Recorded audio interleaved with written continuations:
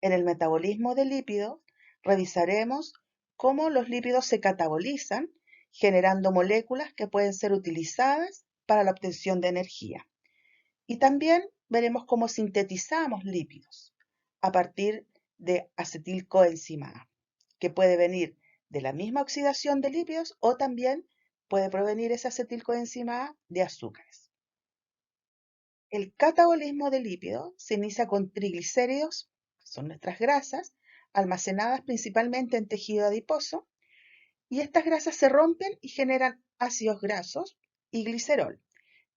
Esto ocurre en el citosol o citoplasma de los adipocitos y recibe el nombre de lipólisis.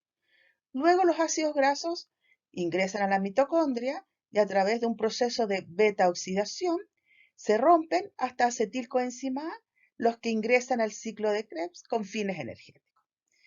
Entonces, la primera reacción, que se conoce como lipólisis, ahí actúa la enzima lipasa y lo que sucede es el rompimiento del triglicérido en 3 ácidos grasos y una molécula de glicerol.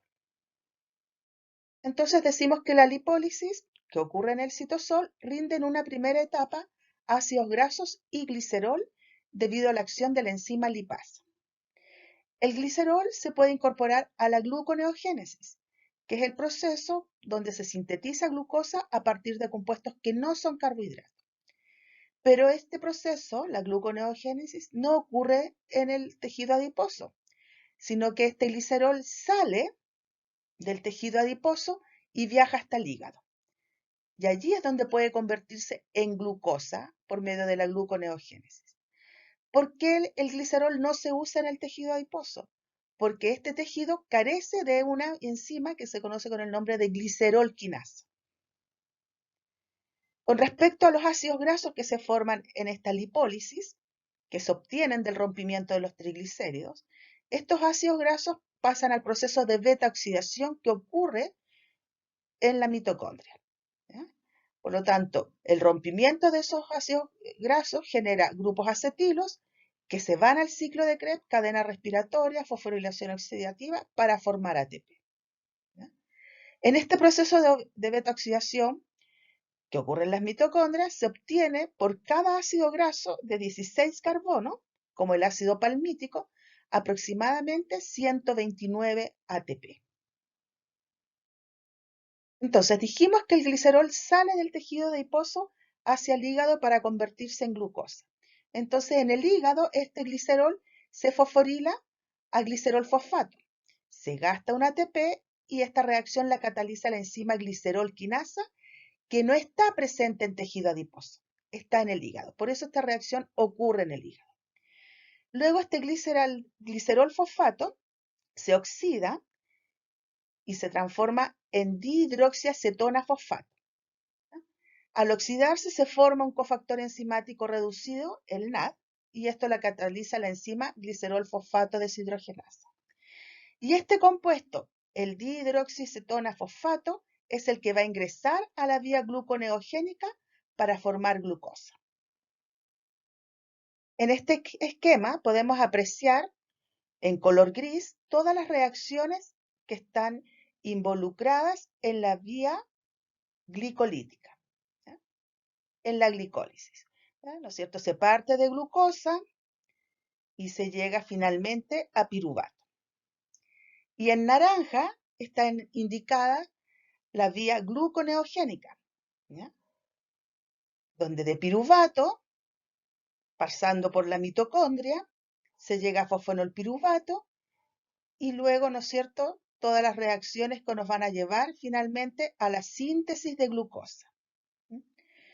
Esta vía gluconeogénica, como ya hemos comentado, implica la síntesis de glucosa a partir de compuestos que no son carbohidratos. Entonces, en el caso del glicerol, el glicerol se transforma a glicerol fosfato, luego a dihidroxiacetona fosfato, que es el que se incorpora a la vía gluconeogénica para sintetizar glucosa. Los ácidos grasos, por otra parte, deben activarse para recién entrar a la mitocondria al proceso de beta-oxidación y obtener energía. Entonces, ¿cómo ocurre esta activación?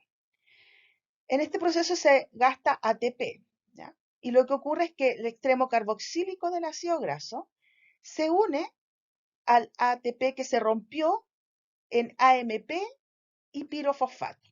¿Ya? O sea, se genera un pirofosfato porque se pierden dos grupos fosfato y el AMP queda unido al extremo carboxílico del ácido graso.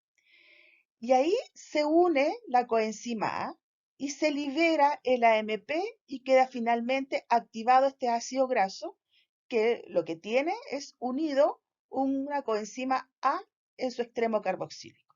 Y de esta manera puede atravesar la membrana mitocondrial interna y llegar hasta la matriz mitocondrial, que es donde va a ocurrir la beta oxidación. El paso del ácido graso activado hacia la matriz mitocondrial se realiza por medio del ciclo de la carnitina. Aquí el ácido graso se une a la carnitina perdiendo la coenzima A y con este ácido graso unido a la carnitina es transportado por una proteína de membrana interna de la mitocondria, una translocasa, que lo va a pasar hacia la matriz mitocondrial. Luego, acá en la matriz mitocondrial, pierde ese grupo carnitina, recupera la coenzima A y se regenera el ácido graso unido en su extremo carboxílico a la coenzima A. Y esta carnitina se devuelve por medio de la translocasa hacia el espacio intermembrana para poder volver a captar otro ácido graso e incorporarlo hacia la matriz. Entonces este es el ciclo de la carnitina que permite el ingreso de ácidos grasos hacia la matriz mitocondrial. Y acá tenemos la representación del proceso de beta oxidación de un ácido graso de 16 carbonos, como el ácido palmítico, que es un ácido graso saturado, y del número par de carbonos. El proceso de beta oxidación consiste básicamente en cortar cada 2 carbonos este ácido graso.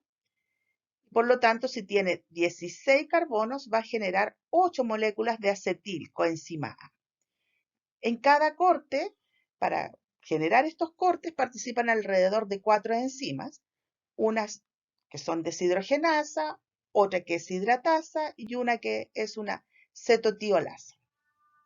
Entonces lo que van a hacer estas enzimas es ir generando este corte, incorporando una coenzima A, de tal manera de formar acetilcoenzima A, y además se van a ir formando un NAD y un FAT por cada corte. Entonces, si tenemos 16 carbonos y nos van a generar 8 acetilcoenzima A, eso significa que hubo 7 cortes. Por lo tanto, vamos a obtener 7 NAD y 7 FAT. ¿Ya? Y los 8 acetilcoenzima A. ¿Ya? Acá están. Esos 8 acetilcoenzima A ingresan al ciclo de Krebs para obtener energía. Entonces van a salir, si son 8 acetil que ingresan, van a salir 16 dióxidos de carbono. Y por cada acetil, ¿ya? Es decir, por 8 acetil, vamos a obtener 3 NAD, un FAT y un ATP. Los NAD y FAT después entran a la cadena respiratoria y fosforilación oxidativa para formar ATP. Y acá tenemos otros esquemas que representan la beta oxidación que afecta a un ácido graso con números de carbono par. Dijimos que cada 2 carbonos se genera un corte, se gasta una coenzima A y se forman un FAT y un NAD. ¿No? Entonces, si se va cortando cada 2 carbonos, lo que obtenemos son moléculas de acetilcoenzima. Las enzimas que participan, una acilcoenzima A deshidrogenasa que genera un FAT reducido, después una hidratasa que incorpora una molécula de agua, después otra deshidrogenasa que genera un NAD reducido y una tiolasa que incorpora la coenzima A al nuevo extremo carboxílico que se genera, porque sale una acetilcoenzima A y por lo tanto el extremo carboxílico que se genera se une a esta coenzima A por medio de la enzima tiolasa. Los FAT y los NAD que se van generando por este primer corte van a la cadena respiratoria, fosforilación oxidativa, para sintetizar ATP. Este proceso ocurre dentro de la mitocondria, ¿ya? Y por lo tanto se requiere oxígeno. Y el acetilcoenzima A que se formó puede ingresar también al ciclo de Krebs, también con fines energéticos. El balance energético de la beta-oxidación del ácido palmítico, que es un ácido graso par de 16 carbonos, sería que en la activación, es decir, cuando el ácido palmítico se une a la coenzima A para poder ingresar a la matriz mitocondrial, ahí se gastan 2 ATP. Después, cuando se produce la beta-oxidación ya en la matriz mitocondrial, cada corte genera 8 acetilcoenzima A y 7 FAT y 7 NAD reducidos. Por cada acetil obtenemos 12 ATP, por lo tanto 8 por 12 nos da 96 ATP. La oxidación en la cadena respiratoria y fosforilación oxidativa de los FAT sabemos que dan 2 ATP y como son 7, finalmente rinde 14 ATP. Y en el caso del NAD, cuando ingresan a la cadena respiratoria y fosforilación oxidativa, cada NAD da 3 ATP y como son 7, da 21 ATP. Por lo tanto, la oxidación completa del ácido palmítico hasta CO2 nos daría un rendimiento neto de 129 ATP. La oxidación de ácidos grasos con número impar de carbones genera en la última reacción acetilcoenzima A y propionilcoenzima A. Acetil de 2 carbonos y propionil de 3 carbonos. El acetil puede ingresar al ciclo de Krebs, pero el propionil se convierte a través de distintas reacciones en succinilcoenzima A y para ello se gasta un ATP y se ocupa un carbono más. Este succinilcoenzima A también se puede incorporar al ciclo de Krebs, pero como un intermediario, ¿ya? Es decir, puede generar oxalacetato que se une a una acetilcoenzima A para formar citrato y ahí ocurren todas las reacciones del ciclo de Krebs, pero este propionil lo que va a seguir es un destino anaplerótico, es decir, no va a ser usado con fines energéticos, no se va a consumir. ¿Ya? En el caso que sí se ha consumido, es decir, que se oxide completamente hasta CO2, es decir, utilizamos el propionil coenzima A con fines energéticos, en ese caso, este propionil, como entra como succinilcoenzima al ciclo de Krebs, va a generar 17 ATP, debido a que la oxidación completa del succinilcoenzima A en el ciclo de Krebs implica, además de los 12 ATP, generar un NAD y un FAT más, lo que conduce a la formación final de 17 ATP.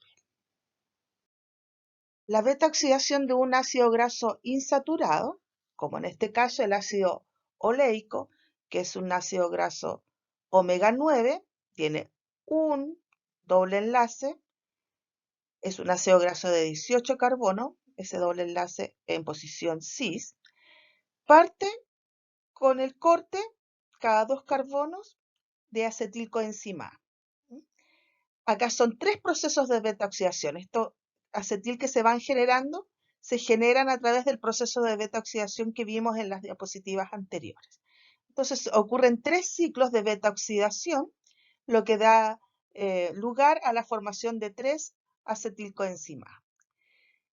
El ácido graso que resulta es un ácido graso de 12 carbonos y ese doble enlace que estaba en posición 9 ahora va a estar en posición 3.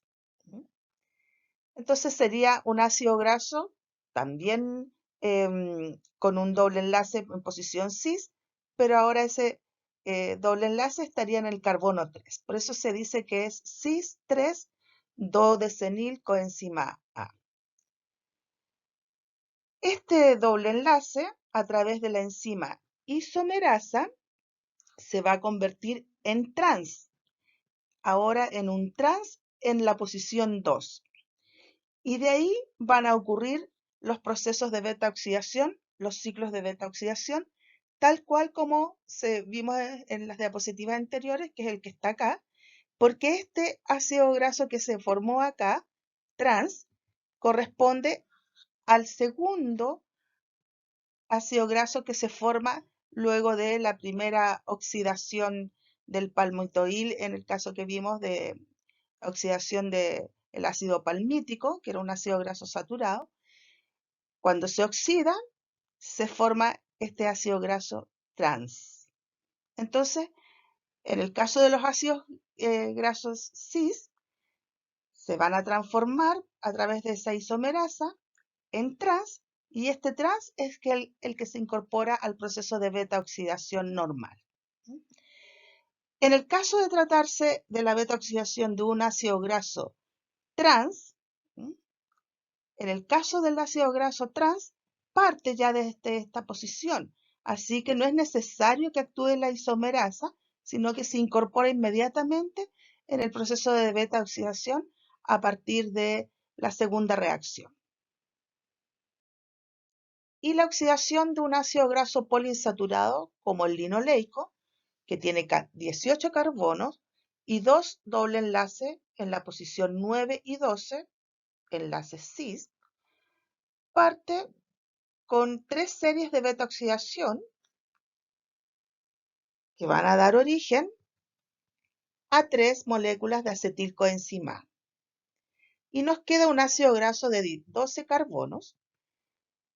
Y sobre este ácido de 12 carbonos, que ahora los doble enlaces van a estar en el carbono 3 y 6, este ácido graso, a través de la enzima isomerasa, transforma el doble enlace que está en el carbono 3, que es cis, en trans hacia el carbono 2.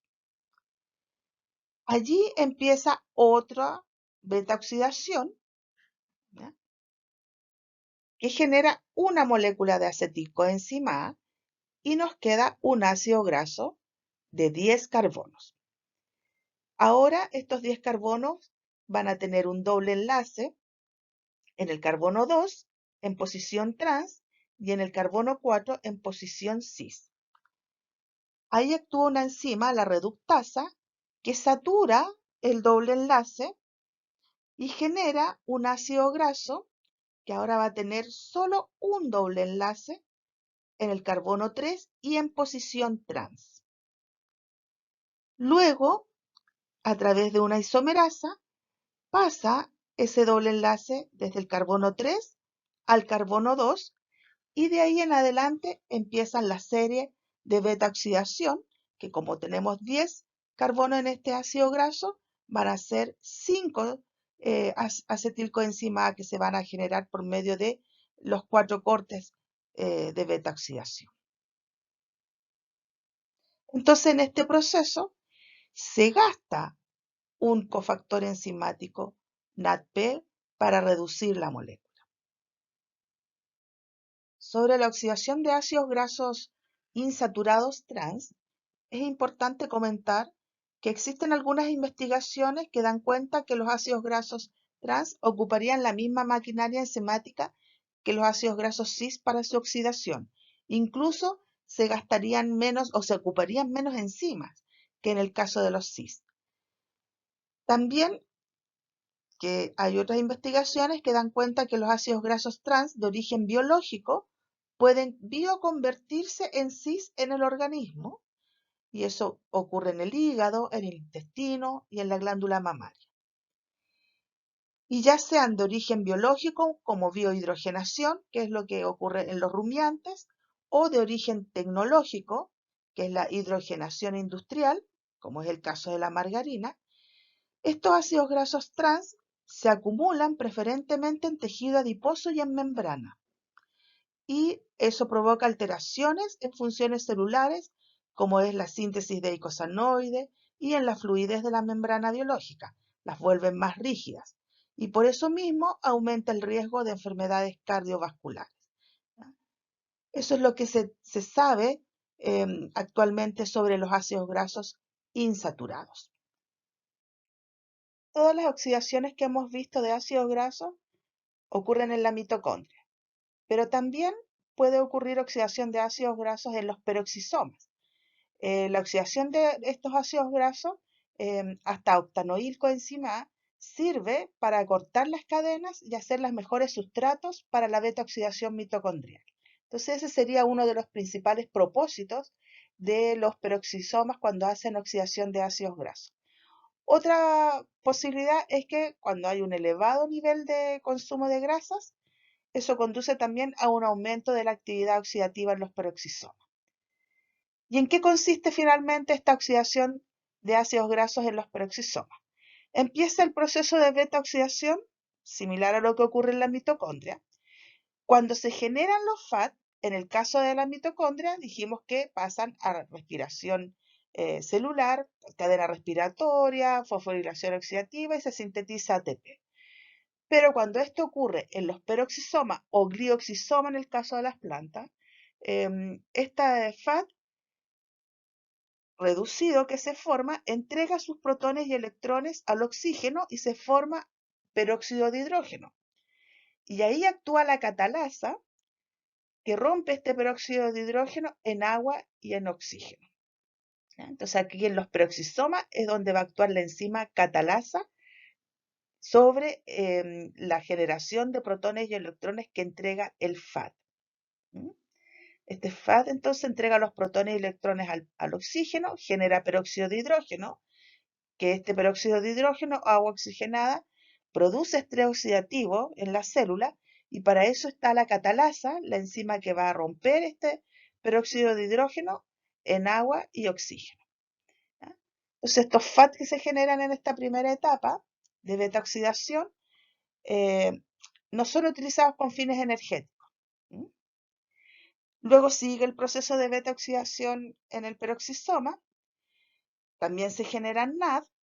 Los NAD sí que entran a la mitocondria, salen del peroxisoma, entran a la mitocondria y pueden ser utilizados para sintetizar ATP, así como ocurre en el proceso de beta-oxidación en la mitocondria, que los NAD entran a la cadena respiratoria y fosforilación oxidativa para sintetizar ATP. Y los ácidos grasos que se van obteniendo pueden ser exportados, ¿no es cierto?, hacia la mitocondria también y ser utilizados en el ciclo del ácido cítrico o en el ciclo de Krebs, que es lo que ocurre con los ácidos grasos que se generan por beta-oxidación en mitocondria también. Entonces acá se genera el ácido graso, que por lo general son ácidos grasos de 8 carbonos, y acetiles coenzima A, que estos sí se van a dirigir hacia la mitocondria para generar ATP si son utilizados con fines energéticos.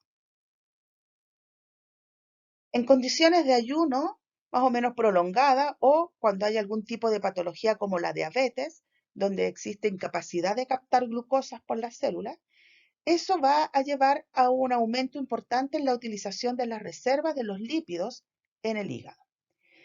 La degradación de estos lípidos hasta acetilcoenzima A ocurre en el hígado, específicamente en la mitocondria, y esto da lugar a la formación de cuerpos cetónicos, ¿ya?, conocidos como acetoacetato, beta-hidroxibutirato y acetona. Estos cuerpos cetónicos pueden ser utilizados por tejidos periféricos para obtener energía.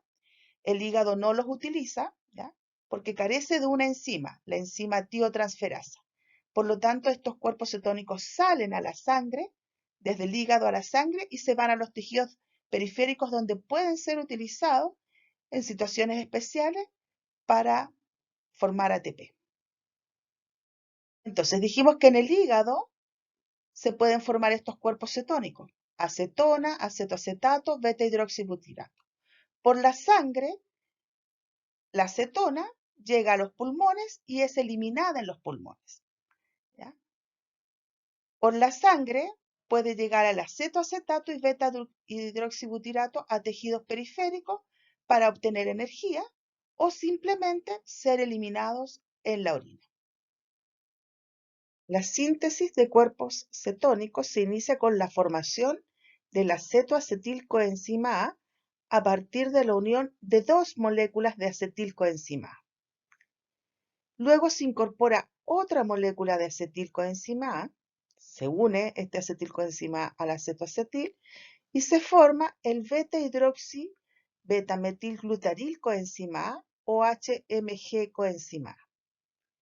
Posteriormente sale una molécula de acetilcoenzima A y queda el acetoacetato, que es el primer cuerpo cetónico que se forma.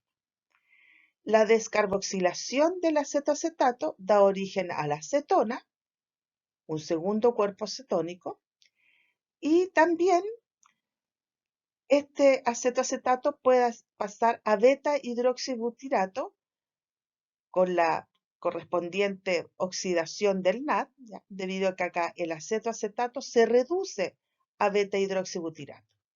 Esta reacción es reversible, es decir, el beta hidroxibutirato se puede oxidar y dar lugar a la formación del acetoacetato. Cuando se generan los cuerpos cetónicos y entran en la circulación sanguínea, la acetona, que es volátil, se elimina en los pulmones. Debido a eso, las personas con cetoacidosis grave presentan ese aliento acetónico que es notorio debido a la presencia de acetona, la eliminación de acetona en los pulmones. En cuanto al acetoacetato y el beta-hidroxibutirato, ellos pueden emplearse para formar ATP en el músculo esquelético. El corazón, el músculo cardíaco, incluso los prefiere antes que la glucosa para generar energía. Y en el caso del cerebro, el cerebro, si se le da un tiempo más o menos prudente, se puede adaptar para utilizarlos como fuente de energía cuando el nivel de azúcar en la sangre es baja, por ejemplo, en situaciones de inanición o de ayuno prolongado.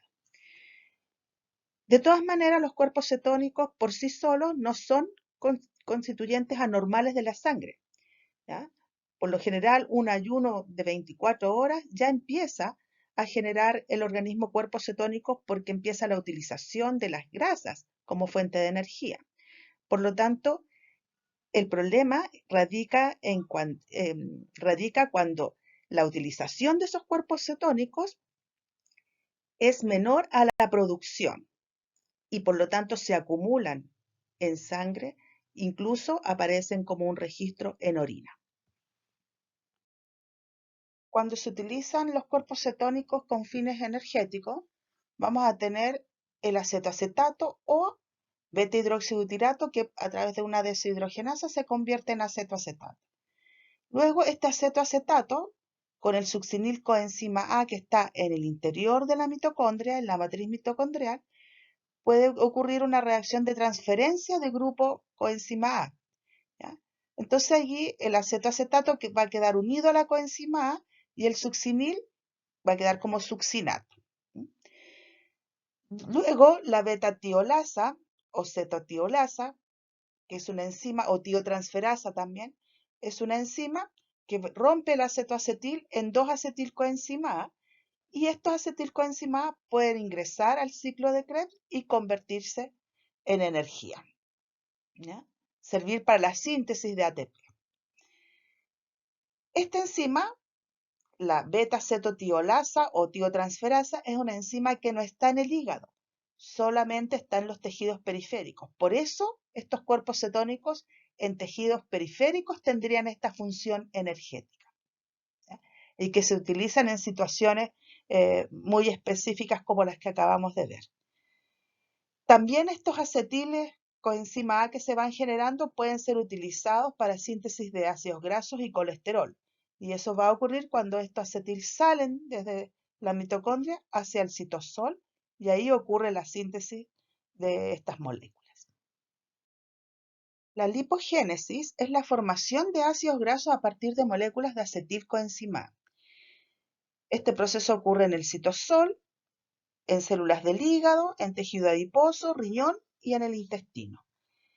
Para ello se requiere un complejo enzimático conocido con el nombre de ácido graso sintasa y se requiere también acetilcoenzima A, CO2, ATP y el cofactor enzimático NADP reducido. ¿Qué es lo que ocurre? Desde la matriz mitocondrial sale el acetilcoenzima A como citrato, porque en el fondo el acetil que se une al oxaloacetato pierde la coenzima A, forma el citrato y este citrato es el que sale hacia el citosol o citoplasma. Y allí está la enzima citratoliasa que rompe el citrato en oxaloacetato más acetilcoenzima A y para esto reacción se requiere ATP y se requiere una coenzima A. ¿Cómo ocurre la síntesis de ácidos grasos? Sabemos que para sintetizar ácidos grasos se requiere acetilcoenzima A, ATP, NADPH, CO2. El acetilcoenzima A dijimos que va a salir desde la matriz mitocondrial. El acetil puede provenir desde la glicólisis, ¿no es cierto? Porque se llega a piruvato, el piruvato entra a la mitocondria, se convierte en acetilcoenzima A. Y este acetilcoenzima A de 2 carbonos se une al oxaloacetato que tiene 4 carbonos y forma el citrato. Esa reacción la cataliza la enzima citrato sintasa. Y el citrato sale hacia el citosol, especialmente en situaciones donde hay suficiente ATP, por lo tanto se empiezan a detener las enzimas del ciclo de Krebs. Entonces el citrato sale al citosol y en el citosol, por medio de la enzima citratoliasa, se rompe nuevamente en oxaloacetato a acetilcoenzima A. O sea, ahí aparece el acetilcoenzima A que se requiere para la síntesis de ácidos grasos. Este oxaloacetato se puede reducir a malato a través de la enzima malato deshidrogenasa y ahí ocupa NAD, este cofactor reducido que puede provenir de la glicólisis.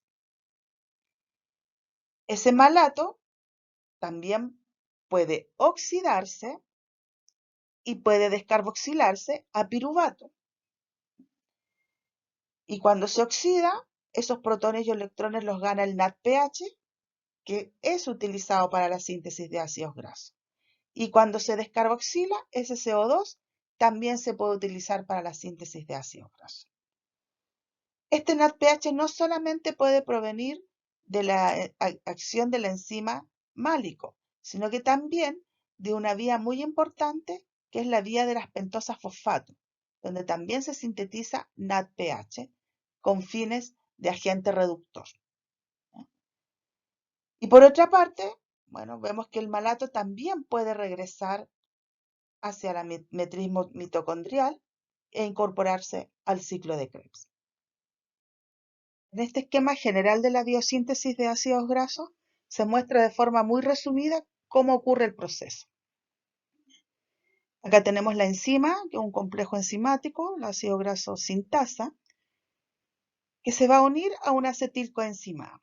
Entonces la primera aportación, que dice aportación de la acetilcoenzima A. Luego se va a unir a una aportación que corresponde al malonilcoenzima A. Y el malonilcoenzima A es un compuesto que se sintetiza uniendo una molécula de CO2 a una acetilcoenzima A. Y eso lo cataliza la enzima acetilcoenzima A carboxilasa. Y luego lo que va a ir ocurriendo es que va a salir el CO2, van a entregarse protones y electrones, en el fondo se utilizan los NADPH para que se vayan uniendo las moléculas que van ingresando de malonilcoenzima A la cadena de acetil, que fue la primera aportación que se hizo al complejo ácido graso sintasa. Entonces se une un malonil y va a ir elongándose esta cadena de ácido graso. Entonces acá, por ejemplo, en el primero estaba la cadena original, la aportación del malonil que queda acá abajo, salió el CO2, entonces ahora viene otro malonil que se va a unir aquí abajo, se une, sale el CO2, se une otro malonil y así sucesivamente, utilizando los NADPH en cada caso. Y aquí ya aparece la molécula entera de ácido palmítico, en este caso un ácido graso saturado de 16 carbonos que se sintetizó. La visión general del metabolismo de los lípidos implica el proceso de catabolismo, que es la lipólisis, y el proceso de anabolismo, que es la lipogénesis. Entonces, si analizamos el proceso de catabolismo, vemos que de grasas, los triglicéridos, por medio de la lipólisis, se generan ácidos grasos. Esos ácidos grasos entran al proceso de beta-oxidación donde se genera acetilcoenzima A, y esa acetilcoenzima A entra al ciclo de Krebs, donde se oxida completamente hasta CO2, y aquí se puede obtener energía en forma de ATP. El acetilcoenzima A puede ser utilizado para la síntesis de colesterol, ¿ya?, de cuerpos cetónicos, y también, ¿no es cierto?, para la síntesis de algunos esteroides, terpenos también. Este acetilcoenzima A no solo puede provenir de las grasas, sino que también de carbohidratos y de aminoácidos, ¿ya? Entonces, no solo el acetil lo podemos obtener de grasas, sino que también de carbohidratos y aminoácidos. Eso es importante recalcarlo. Y podemos sintetizar grasa a partir de acetilcoenzima A por medio de la lipogénesis. Y luego hay una reacción de esterificación, ¿ya?, que los ácidos grasos que se sintetizaron por lipogénesis pueden ser ahora utilizados para la síntesis de triglicéridos. En esta imagen se da cuenta de la regulación hormonal que tiene tanto el proceso de oxidación de lípidos como el proceso de biosíntesis de lípidos. En el caso de la oxidación, cuando parte el rompimiento de los ácidos de los triglicéridos, en el adipocito, la enzima que rompe estos triglicéridos en ácidos grasos y glicerol es la lipasa, y esta enzima es activada por la adrenalina y el glucagón e inhibida por la insulina. Entonces, en el fondo, cuando se requiere el uso de los ácidos grasos como fuente de energía, va a ser en situaciones donde la adrenalina y el glucagón estén presentes. Por otro lado, en el caso de la biosíntesis, cuando se quiere guardar acetilcoenzima A como grasas, este proceso es regulado también por las hormonas adrenalina y glucagón e insulina, y la enzima que se regula es la acetilcoenzima A carboxilasa, que es la primera enzima que participa en la síntesis de ácidos grasos. Esta enzima lo que hace es incorporar CO2 a la acetilcoenzima A y generar malonilcoenzima A. Entonces, este proceso de síntesis de ácidos grasos es activado por la insulina, porque la insulina activa a la enzima acetilcoenzima A carboxilasa y es inhibida por la adrenalina y el glucagón. Vamos a ver los aspectos generales del catabolismo de aminoácidos, que son moléculas que también utilizamos con fines energéticos. La degradación de aminoácidos con fines energéticos solamente cubre un 10% de la necesidad energética que tiene un individuo. El 90% lo cubren los hidratos de carbono y los lípidos. ¿Mediante qué tipo de procesos nosotros podemos obtener energía a partir de aminoácidos? Mediante la transaminación y desaminación. Estos procesos lo que generan finalmente son esqueletos carbonados conocidos como alfa-cetoácidos, que son utilizados para sintetizar glucosa, para sintetizar cuerpos cetónicos, y en el caso de sintetizar glucosa, estos pueden ir a la síntesis de acetilcoenzima A, incluso sintetizar grasa. Y en el caso de sintetizar cuerpos cetónicos, estos pueden ser utilizados en el ciclo de Krebs. También en el caso de la glucosa, este acetilcoenzima A puede ir al ciclo de Krebs. Y en el caso que vayan al ciclo de Krebs, vamos a tener la oxidación completa de estos esqueletos carbonados en CO2, agua y ATP. Y el grupo amino que se retiró de los esqueletos carbonados va a la formación de urea, que se excreta finalmente en la orina.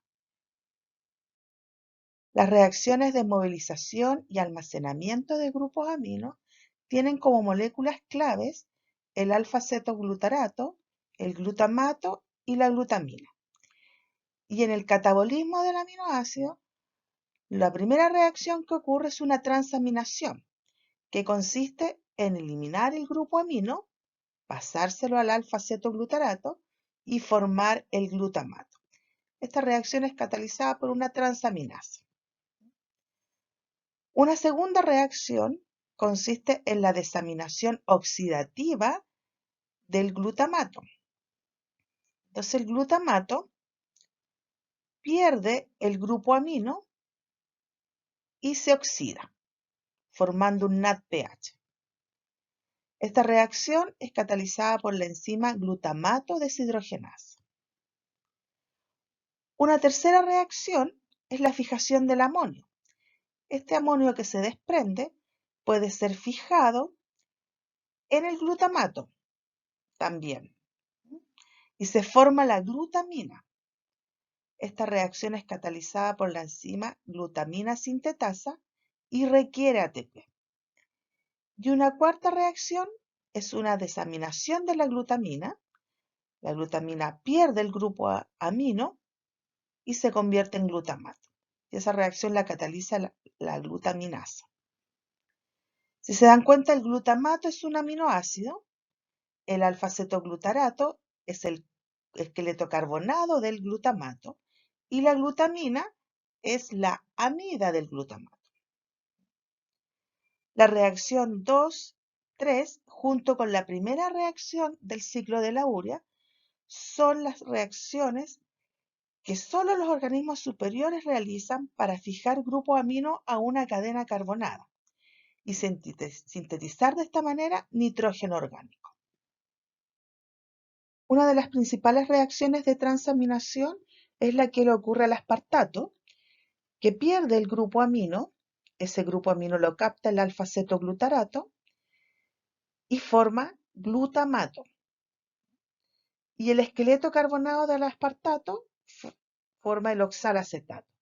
Y este oxalacetato es un componente del ciclo de Krebs, por lo tanto puede servir para sintetizar ATP o también sintetizar glucosa en un proceso que se conoce como gluconeogénesis, que es la síntesis de glucosa a partir de compuestos que no son carbohidratos, como en este caso que se trataría de un aminoácido.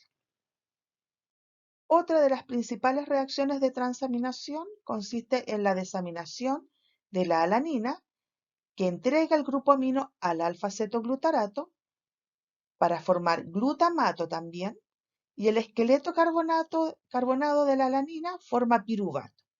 Ese piruvato puede transformarse en acetilcoenzima A, entrar al ciclo de Krebs y formar ATP, o también ser utilizado para sintetizar ácidos grasos. Y otra posibilidad es que ingrese a la gluconeogénesis para formar glucosa. El grupo amino de los aminoácidos se elimina como urea en el ciclo de la urea. Y la primera reacción que ocurre en la mitocondria consiste en la formación del carbamoil fosfato a partir de este grupo amino que se desprendió de los aminoácidos, bicarbonato y ATP. El carbamoil fosfato se une a la ornitina para formar citrulina. La citrulina sale al citosol de la célula y ahí se une al aspartato para formar el compuesto arginosuccinato, que posteriormente se rompe originando fumarato y arginina. La arginina también se rompe liberando el grupo urea y regenerando la ornitina para que se reinicie este ciclo. Existe una estrecha relación entre el ciclo de la urea y el ciclo de Krebs, porque el aspartato que se utiliza para formar el complejo arginosuccinato en el ciclo de la urea proviene del ciclo del ácido cítrico o del ciclo de Krebs, que en el fondo es el oxaloacetato, que a través de una reacción de transaminación se convierte en aspartato y este aspartato es el que se utiliza para formar el compuesto arginosuccinato del ciclo de la urea. También este arginosuccinato, cuando se rompe para generar arginina y luego liberar la urea, genera ese rompimiento fumarato. Y el fumarato se puede convertir en malato y en oxaloacetato en el citosol, y estos tres compuestos pueden ingresar de manera independiente al ciclo de Krebs. En consecuencia, cuando existe degradación de proteínas a nivel celular, estas proteínas se rompen formando aminoácidos. Estos aminoácidos se desaminan. El esqueleto carbonado puede ser utilizado en el ciclo de Krebs para formar ATP. También incluso pueden formar oxaloacetato y con este compuesto ir a la síntesis de glucosa. El grupo amino puede utilizarse para la biosíntesis de otros aminoácidos o de algunas aminas biológicas, de nucleótidos, también para ser eliminados como urea, formando el carbomoil fosfato, ¿no es cierto? Y eliminándose finalmente el nitrógeno como urea. Y existe una conexión entre ambos ciclos por medio del aspartato y el complejo argino-succinato. El destino metabólico de la cadena carbonada o esqueletos carbonados de los aminoácidos puede ser glucogénico, es decir, que sirvan para la síntesis de glucosa, cetogénicos, que sirvan para la síntesis de ácidos grasos y de cuerpos cetónicos, o mixtos.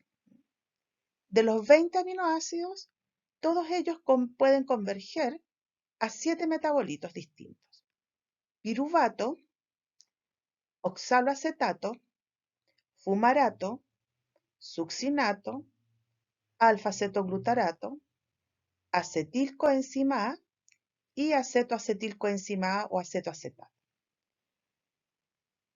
En general, los que convergen a acetilcoenzima A y acetoacetato son aminoácidos que van a servir para la síntesis de ácidos grasos y cuerpos cetónicos. Y el resto son aminoácidos que van a servir para la síntesis de glucosa.